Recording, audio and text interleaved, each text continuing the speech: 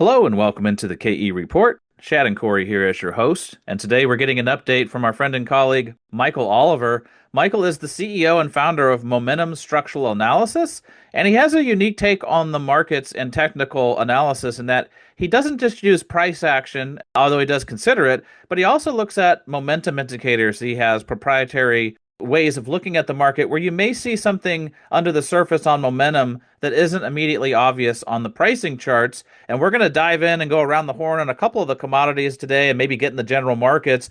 But Michael, we got to kick it off with silver. Silver finally blast above the all-time high. The $50 mark hit in 1980 and 2011. It's a big moment. We've been waiting for it for a long time. Some could say 45 years we've been waiting for it. So I wonder what your models show you about silver and where we're at today.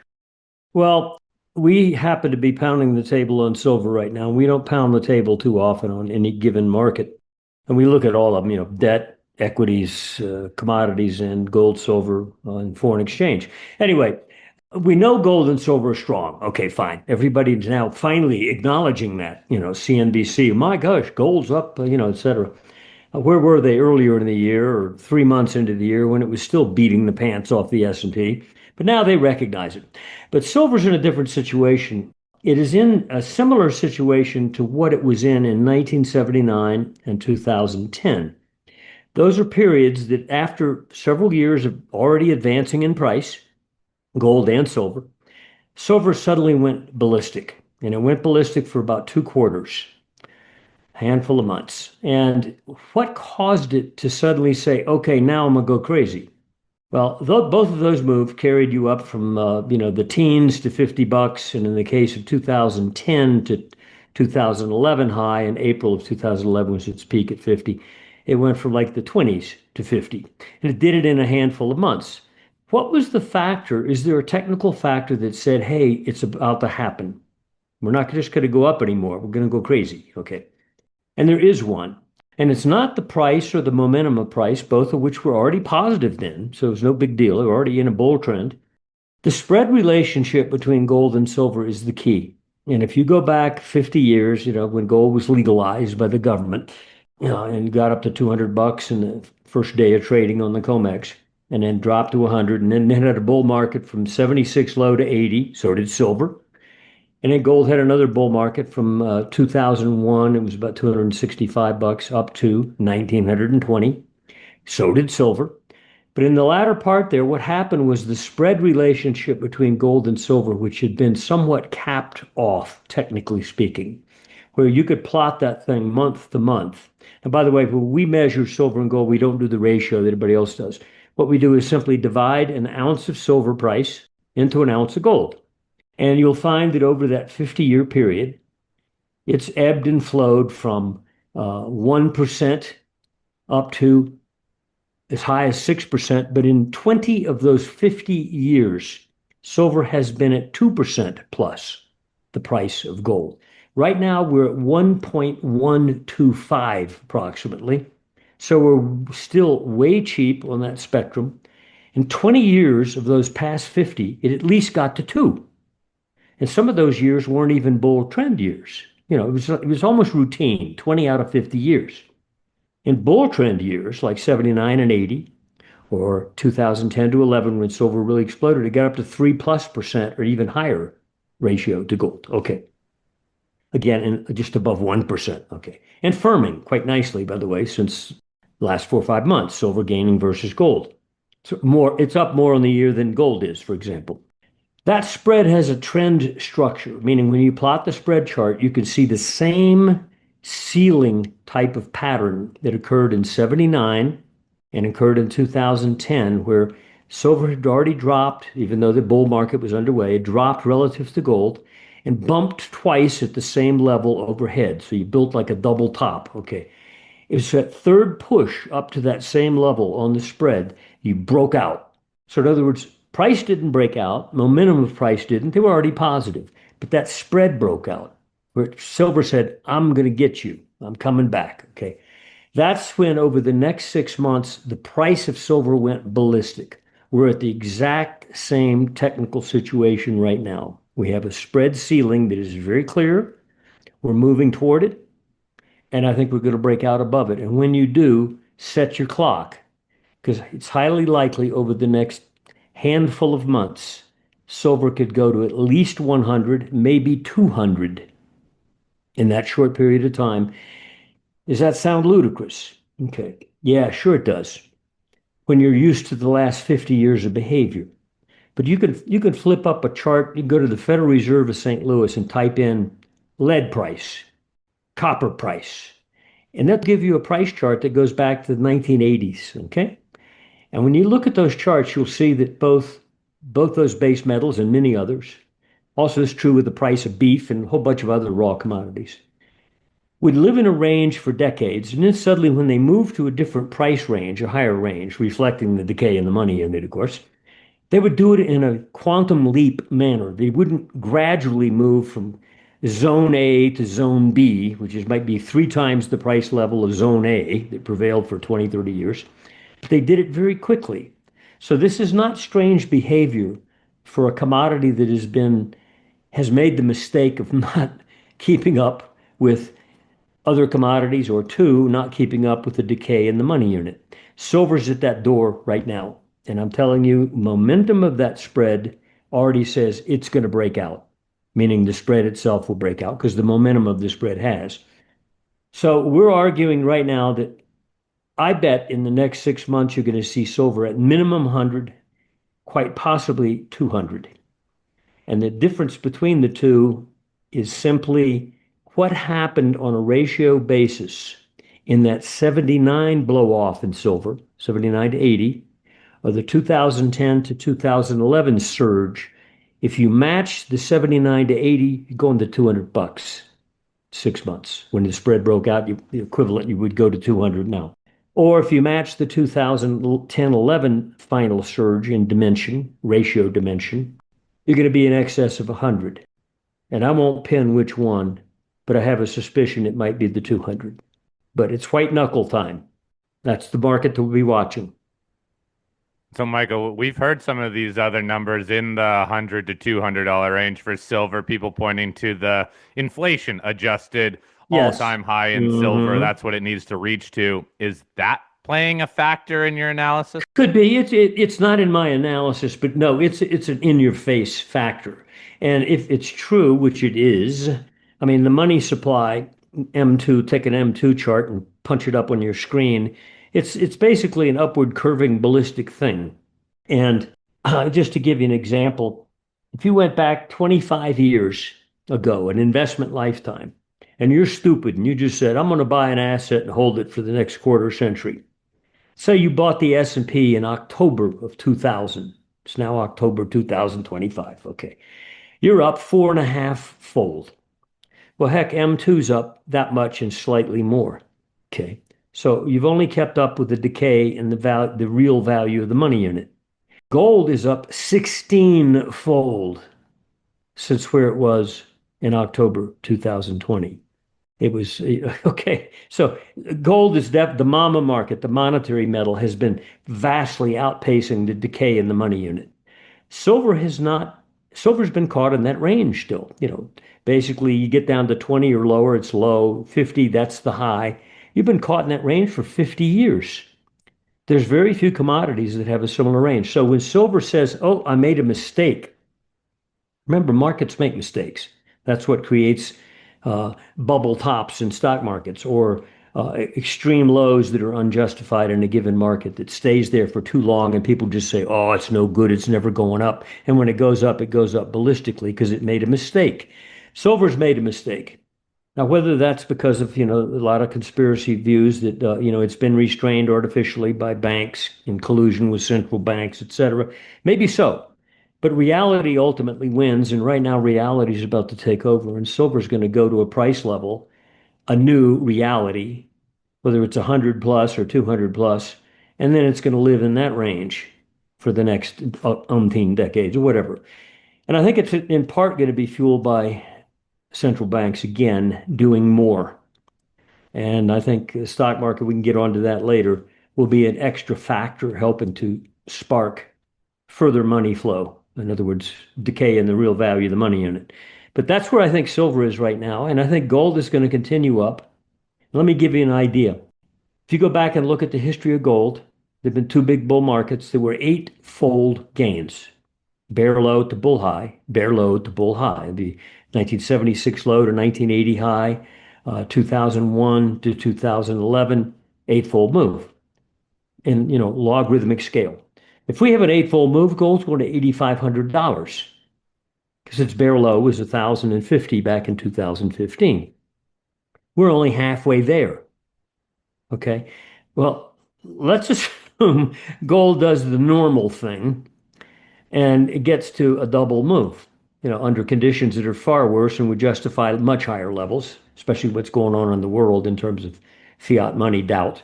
Uh, if silver spread moved up to 2%, which, as I said, right now it's 1.12, okay? If it went up to 2% of the price of gold and gold was 8,000, that's $160 silver, okay? So silver's got a lot of catch up to do. And gold will participate. It's going to continue up. I think it's at least going to the eight. It could go a lot higher because we're in a different world than we were in those bulls. Uh, Silver's going to be the one to be in. And I think it's going to do a lot of it within a handful of months, which is going to shock most investors, including the silver miners are likely to be shocked by how much gain their stocks do because they're going to participate in this. It's Michael, I was just thinking about that. If the silver stocks are making right now, I don't even think they've digested the move from, let's say, $40 to $50 and how that's going to impact their bottom line. And a lot of people forget that in the third quarter, I think the average price of silver was just getting from 33 up to like 38 or yeah, 39. yeah, So yeah. if we go to 100, 160, yeah, and that's going to be rocket fuel for these mining stocks. But just, I guess the question I would have to ask is, nothing happens in a straight line. So do you think that we are in danger here with silver north of 50 and with gold over 4,000 up to 4,100 as we speak? Are we going to have a corrective move No, before these blast no, higher? no, I do not think so. I think we'll have a correction in the process of getting to where we've been talking about, whether it's 100 or 200 in the next 6 months. There'll be a correction in that. It'll likely be a 1 month type phenomenon. In fact, if you go back to the 79 move, the 6 months prior to the move to $50, or it was like September 2010 before the April 2011 high in silver, where it went from like the 20s to 50. There was in the middle of that move on the clock at about 3 months or so into the move where you had what you could call a correction. In the case of 2010, I think it was in December of 2010 or Jan of 2011, you had a bad down month. It was actually a bad month. And it looked like, oh, that's a reversal top. Okay. There was no follow through the next month. It immediately went back up, made new highs, and took off again. Okay. The similar thing happened in 79 to the 1980 top at 50, where there was a period of about 6 weeks involving a month and a half where silver had a sharp drop, but then really didn't go make a new high for a while. It muddled around. In other words, it corrected by standing still, but it got whacked a bit during that midpoint in the move. So I'm expecting, yes, between now and the target numbers I'm talking about, probably about 3 months into this, meaning like December, January, somewhere in that time period, you should expect some kind of correction that you can actually label as such.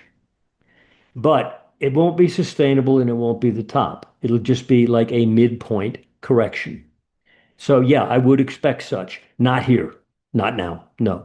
By the way, on the silver versus gold we've been talking about, when you run a spread relationship between the silver miners and the gold miners, such as using SIL, the ETF of silver miners versus GDX, it also has a spread breakout level that's very clear, a couple year process where the silver miners have gradually underperformed the gold miners, but it's created a super clear structure on the spread. Perfect, like a 4 point trend line. You've broken out above it. So the silver miners have already said on a spread basis, performance basis, we're going to outpace the gold miners now. That's also a tap on the shoulder that says, hey, expect silver to do the same versus gold. And so when those spreads break out, you don't have a correction at that point. You have one after maybe midway into that next move. So yeah, look for a correction, not now. So, Michael, considering silver in, let's say, about 2 months, about 8 weeks' time, has moved up around 40%, some people will make the argument that it's gone vertical. Sounds to me like this is just the beginning. Do you even consider this a parabolic move for silver, what we've seen in Yeah. the last couple months? Oh, no, no. I just consider getting back to the top of a stupid rectangle that shouldn't have existed anyway for 50 years. People looking at $50 are just, they're lost in the past. First off, those $50 moves, as you said, when you factor in the decay in the money unit and the increase in the money supply, we'd have to be 200 bucks to match those highs, especially the 1980 high, just to match the decay in the money unit.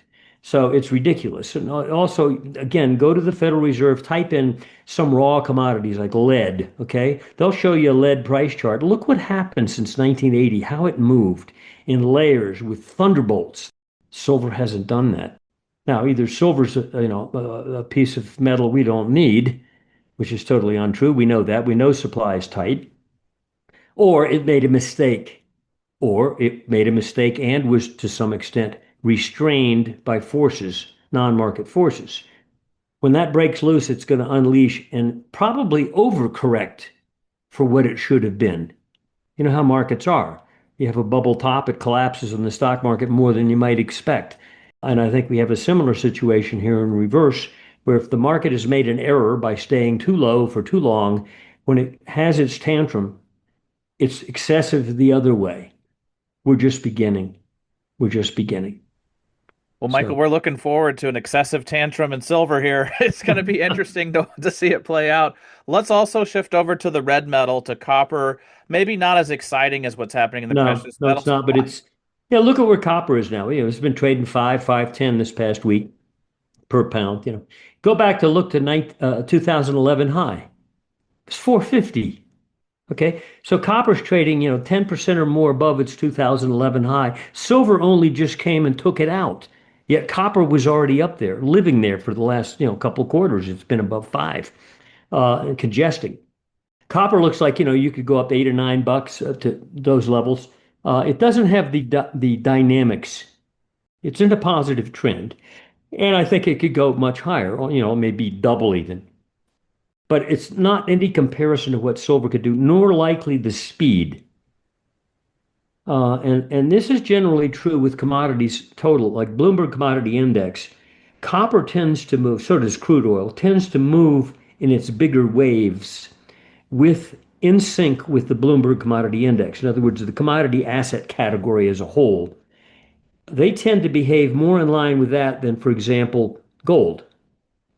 Platinum, for example, we call the monetary metals, not precious metals. We don't use that term.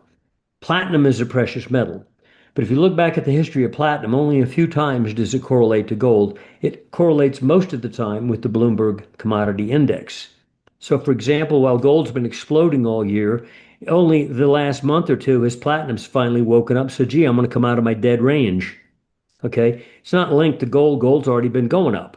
It's more linked to the firmness we've seen in the Bloomberg. So, it's copper is in that category. So, we're watching the Bloomberg very carefully because it's a good balanced commodity asset index. Okay. It's not too heavily weighted in energy, for example, as some of these commodity indexes are.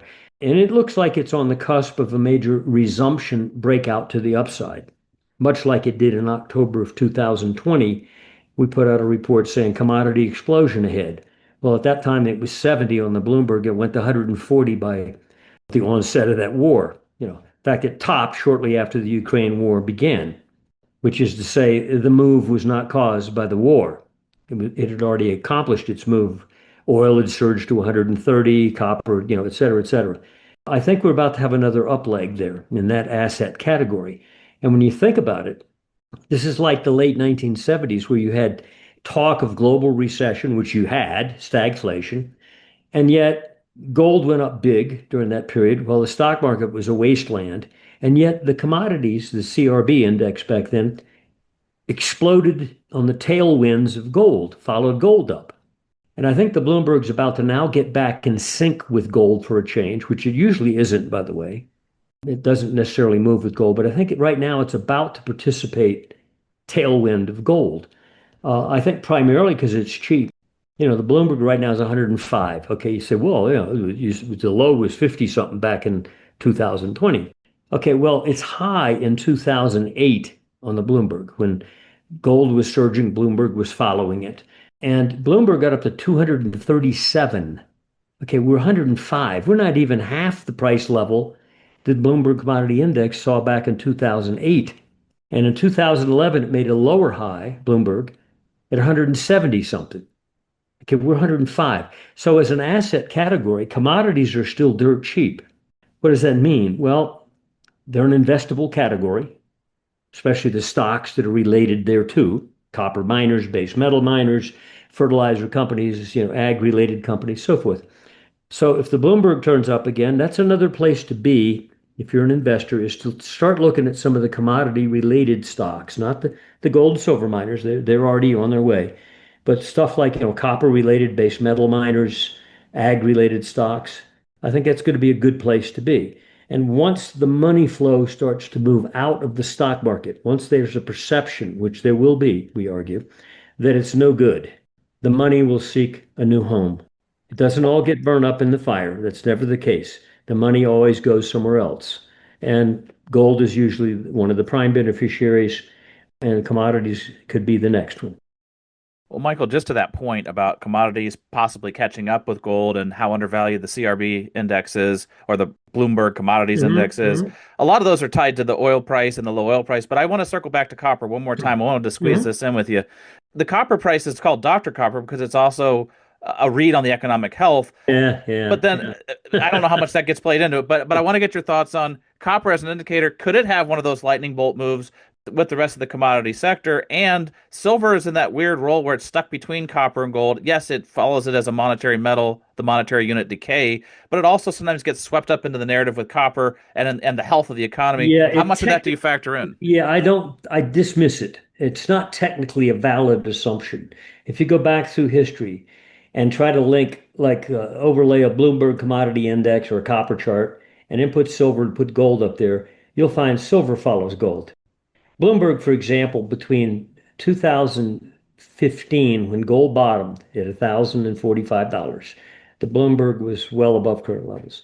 It continued down for the next 5 years until mid 2020. Look at what happened to gold and silver between 2015 and 2020. They went up massively. Silver was like 15 bucks or 10 bucks. It went to 30 plus in 2020. Gold was up to 2000. Okay, so they went up while the Bloomberg went down, and copper was with Bloomberg. Even platinum was in line with Bloomberg. Oil was in line with Bloomberg on the big inhale exhales.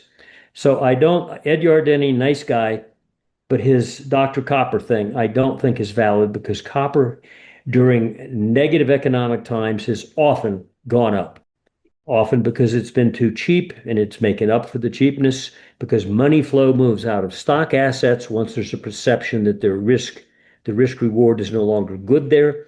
They turn over and they look at raw commodities. Commodities might be low. They say this is a place to put the money. And so copper does not correlate well to the stock market. I refute that popular wisdom.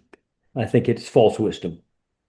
Oh, I think Chad was more saying it relates more to the underlying economy because of its uses. But Michael, I have more of a question here where I read over your stuff and look, you're very technical in nature. You have your structural analysis, your momentum that you track. But what I'm hearing in a lot of your answers too with some of these targets is bringing in geopolitics, bringing in the economy, forecasting markets outside of just the chart. So, can you make sense to me how you tie this all together? Because most technical traders we have on the show truly stick to the charts and try to ignore the other noise and, quite frankly, predictions about the economy. Well, I think, for example, the notion of war being an uncertainty associated with war is a driving factor for gold. I dispute it. There's too many times when, well, look, for example, when the Ukraine war commenced was what, February 2022, okay? And it was sort of a surprise because there are a lot of specialist analysts, foreign policy people thought, no, it's not going to happen. Russia's really not going to invade. They got troops there, but it really happened. Okay, so it surprised people. Commodities peaked 3 weeks later. Gold peaked also then. It was above 2000 for the third time in a couple of years. It got there in 2000 and again in 2020. And then in 2022, I think it was March, right after the war began, which was February 2022, gold peaked up there again. In fact, had its biggest correction of the entire bull market when it dropped 20% from above 2000. And by October of 2022, from the March high of 2022 to the October low of 2022, it dropped 20% down into the 1600s. Yet the war had begun. Okay. So war was not beneficial for gold. In fact, gold went down when that war commenced. Okay. Now we have a situation where maybe the East is, hey, too many of these major countries in the East don't like this stuff anyway, and they'd like to have peace. Egypt and all the commercial East countries that it's enough of this war against Israel. Let's just have a good economy and et cetera, peaceful region. So maybe you'd have peace there. And boy, I would love to see Ukraine peace, because then everybody think, well, now we have no uncertainty in war in the world, therefore that should be bearish for gold. Think twice. The key issue is the central bank printing money, taking money rates, the cost of money, the price of money to artificially low levels. It's as if, hey, listen, we have a socialist money system. The central government determines the quantity of that raw commodity, which is essential in all human transactions, whether domestic or foreign. We need a money unit to make a deal between A and B. That's controlled by the government. The pricing of the money, meaning the interest rate, they control that from above because they're wise, instead of market forces determining the cost of money, and they determine the quantity. It's as if they nationalized the corn market and said, okay, we're going to take over the corn market because it's essential. We're going to determine the quantity and the pricing. Well, you know what that leads to. It leads to all kinds of misfunctions. Well, they do that with money and have done it for 100 years or so, and it's not really worked out. And so that's the real driver. That's why gold is up 16-fold since 2000, the 25 years, and the S&P is only up 4.5-fold. It's the ongoing decay in the money unit. Gold always beats it. It stays ahead. And now there's a perception globally among many major foreign powers that, hey, fiat ain't working. And once you get into a stock market crisis, if you bust this stock market bubble, and we need to get onto that, and it goes down, that's when a lot of the data points prove the point that it didn't work. That all of a sudden errors are exposed. Errors based on what? False pricing of the essential commodity of human interaction, money. If you falsely price money at free, last 15 years, or 5%, which is still very low over the past 75 years, and it's in that range of free to 5%, 0 to 5%, for 15, 16 years, no wonder certain assets went up, because people took free money and gambled with it, okay? And the stock market was a prime beneficiary. But when that bubble breaks, the money goes elsewhere, and the central banks will panic at that point, as they always do. They cut rates like crazy whenever they perceive the market is headed down, because the data points get dark real quick. And where does the money go? Elsewhere. And that's where I think we're sitting right now. Problem is, this time we have the biggest stock market bubble in U.S. history. Well, Michael, let's talk about the rotation. If money leaves the stock market, and I would also add in the bond market, as the new allocations Yeah. are going from 60-40 to 60-20-20s, where they're doing 20% precious metals. Yeah. If money leaves bonds, if money leaves the markets, I guess just wrap us up with that thought. What's your outlook as far as how the money Okay. rotation Let's plays out? the T-bond market in the past, during the 2000, 2002, for example, bear market in stocks, bull market in gold started. Our 2007 to 9, where gold net on balance gained a lot. It had one bad month in there, basically, but basically it was gaining a lot during all that time. T-bonds were also going up in price, down in yields. Okay. So that 60-40 portfolio notion was worthwhile. It was an alternative to people in the stock market to move more money to the bonds, because bonds were a safer place to be. This time it hasn't worked, but we know we have a debt crisis, a government debt crisis, not a mortgage crisis. Now we have a government debt crisis. Jamie Dimon, has made this point over and over. You can't keep doing this cycle of, oh, let's just, we'll fix it up, patch it up for a while, and another 10 years go by, and this time it's different, he says. This time, it's likely to reach a crisis mode. I fully agree. But look what's happened to T-bonds technically. If you're a technician, back in 2000, the year 2000, T-bonds were up in the 170 to 180 level price-wise. What we're talking about is 30-year T-bond futures. Yields were low.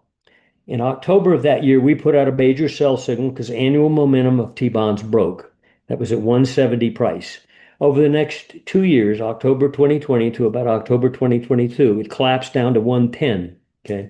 And ultimately got down toward 100, I think. But basically, you can go from late 2022 in price and draw a line sideways on a price chart of T-bond futures. Or on yields, you go sideways at a high level. No movement of any quality. Ups, downs, but it really doesn't go anywhere. On a price chart that looks like a major base, it looks like you've had a big drop, okay? You've made a base, you've proven you don't want to go lower, right? Okay, because it's been stable. And right now at 118, we're about smack in the middle of that price range the last 3 years. So it's a nothing situation. It's trying to rally right now because there's some perception among major investors that, oh, maybe the stock market's getting wobbly here. I need to buy some more T-bonds. So you've seen some of that buying, but it's still pathetic. I mean, we've had two rallies in the last couple of years that got well up into the 120s on T-bonds. And now we're at 118 in a struggle. Our technical assessment of bonds is yes, there is the potential you might see a quarter or two rally out of the T-bond futures where you get a rally that people say, oh, look at that rally, and yields back off a bit. But they've had 3 chances to have rallies since that collapse in 2022. And you can see them on our momentum charts we show in our reports. 1, 2, we're now in the third rally effort, and so far it's a dud. This one better take hold. Otherwise, there's a potential T-bonds could roll over again in price, move up again in yields, and blow through the cap on the yields that you see, and blow through the bottom on the T-bond prices. And that would create a maximum panic on the part of the central bank, a la Japan, okay? And what does it mean? Well, I mean, they're going to have to turn the fire hoses on big and pump, pump, pump. And that means, liquidity, et cetera, any emergency measure needed. And I know that Trump is perceived as a, quote, pro-free market. But on the monetary side, he's as excessive as you can be. He wants interest rates to be down to 1, and he wants money to be printed. And look at what just happened in Japan. A woman just got elected, extreme right wing for Japanese politics. She sympathizes with Trump, pretends to have pro-free market views, and her solution to the Japanese debt problem is what? Print. She used these phrases: print, print, print. Okay. Who out there on the political spectrum has a view of protecting the value of money by not printing, printing, printing? Nobody does. Okay. That is fuel in the tank of monetary metals. And you break that stock market, that fuel will come in volumes. And I think gold and silver know it. Well, I think that's a great place to wrap it up for the day, Michael. I mean, that's a big picture view of how the money could rotate out of treasuries, out of the market, and the fuel from excessive money printing and the decay of the money unit is going to keep buoying the precious metals, or I should say the monetary metals, as you say. Yes, that's right. So we'll wrap it up there for today, but great to have you on the KE Report. It's been too long, and we'll do it again in the not so distant future. For those of you listening in, definitely click on the link below in the show notes. It takes you over to Momentum Structural Analysis, and you can follow along with those reports that Michael and his son Brent put out on a lot of different markets. We only talked about the commodities here, but they track a lot of different stocks and a lot of different equity sectors. So lots of great information shared over at Momentum Structural Analysis. And Michael, as always, looking forward to our next conversation. Thank you, Shad and Corey. Thank you.